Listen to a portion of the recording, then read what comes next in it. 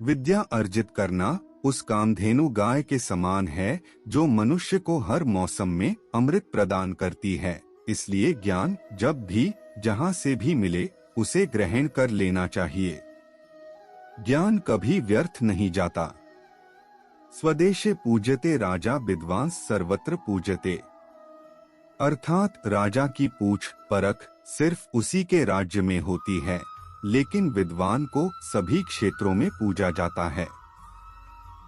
ज्ञान ऐसी शक्ति है जो संकट में व्यक्ति की सबसे बड़ी ताकत बनती है।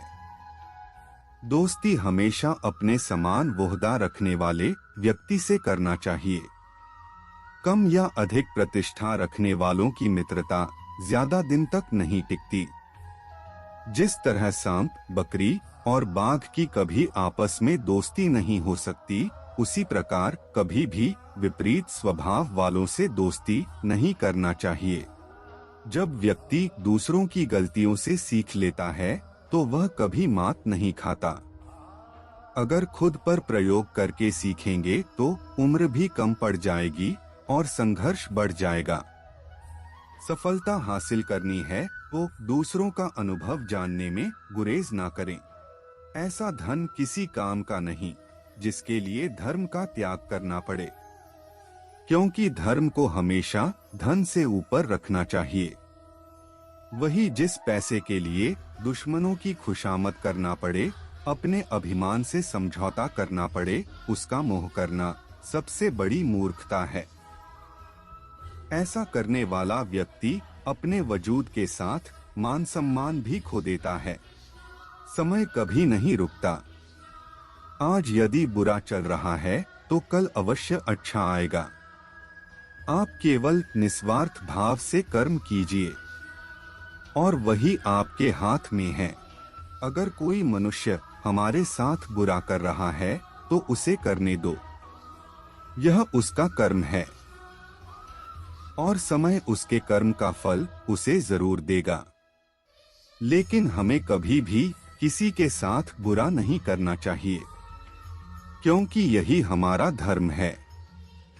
हर समस्या का हल है नाम लोग कृष्ण का, इस नाम में ही बहुत बल है। ढोलकपुर नाम के साम्राज्य में एक जाने माने ऋषि रहते थे, जो लोगों का भाग्य बताने के लिए प्रसिद्ध थे। उस राज्य का हर व्यक्ति उन ऋषि व उनके कौशल के बारे में जानता था। एक दिन उस ऋषि के बारे में वहां के राजा को भी पता चला। राजा के मन में भी अपने भविष्य को जानने की इच्छा होने लगी। इसी के चलते उसने अपने सैनिकों को ऋषि के पास भेजा और पूरे सादर सम्मान से उन्हें महल लेकर आने का आदेश व आमंत्रण दिया। राजा की आज्ञा के अनुसार सैनिक ऋषि के पास गए और ऋषि को राजा का आमंत्रण सुनाते हुए उनसे महल चलने की प्रार्थना करने लगे। ऋषि भी सैनिकों के साथ महल चलने के लिए तैयार हो गए। जब ऋषि महल पहुँचे तो राजा ने बड़े ही उत्साह से उनका स्वागत सत्कार किया और उन्हें अपने दरबार में सम्मान के साथ बैठाया। जब ऋषि ने थोड़ा आराम कर लिया तो राजा ने ऋषि के सामने अपने मन की इच्छा रखी और उनसे अपने भविष्य के बारे में पूछा। ऋषि ने राजा से उनकी जन्म कुंडली मंगाई और उसे ध्यान से देखने लगे। कुछ देर तक राजा की कुंडली देखने के बाद प्रसिद्ध ऋषि ने राजा को बताया कि भविष्य में उनका भाग्य बहुत आशीर्वाद से भरा हुआ है और जीवन में सब कुछ अच्छा ही होगा। इस तरह ऋषि ने राजा के भाग्य के बारे में अच्छी अच्छी बातें बताई।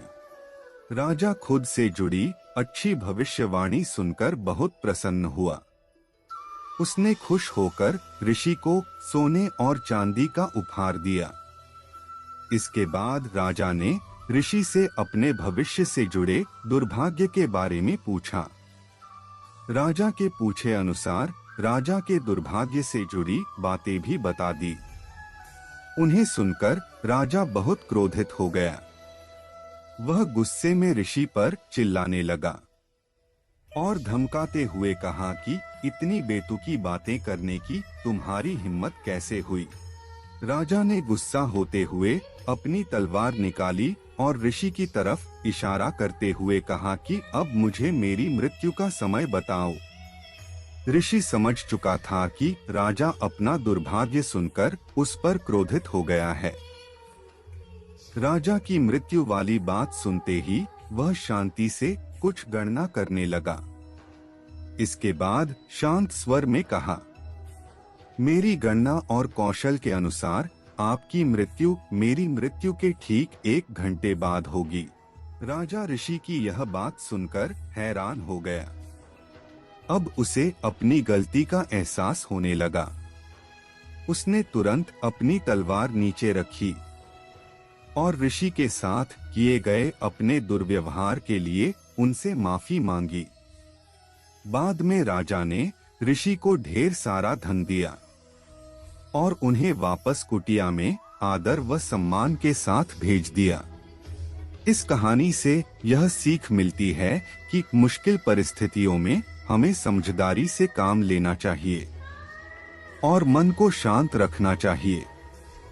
यह हुनर हमें हर परेशानियों से बाहर निकाल सकता है।